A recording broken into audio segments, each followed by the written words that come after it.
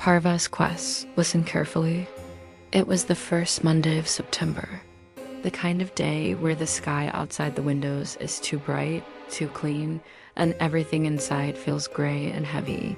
Our homeroom teacher was out sick. We were expecting another tired replacement with coffee breath and mismatched socks. Instead, the man who walked in wasn't carrying a bag or papers or even chalk. Just a thin clipboard clutched so tightly his knuckles were white. He didn't smile. He didn't greet us. He just shut the door behind him, and when it clicked, the sound felt. Final. He stood at the front, eyes sweeping the room. They were pale, washed-out eyes, and when they landed on you, it felt like being studied. Like he wasn't checking attendance, he was counting bodies. Finally, he spoke. His voice was steady, calm, but each word dragged like it was coming from somewhere far away. Claire Thompson? Here, sir. Michael Harris? Here. Normal enough.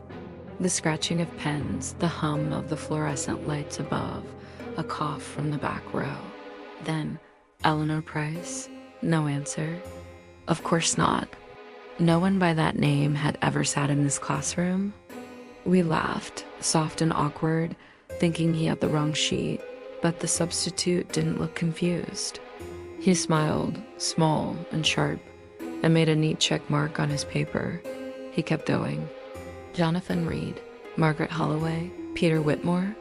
The air felt heavier with each name. They were knowers, not students here. Not students anywhere. The clock on the wall ticked once, loud, too loud. And then the door creaked. Every head snapped around as it slowly opened. A boy walked in. His uniform was waterlogged, dripping onto the tiles, leaving a trail behind him.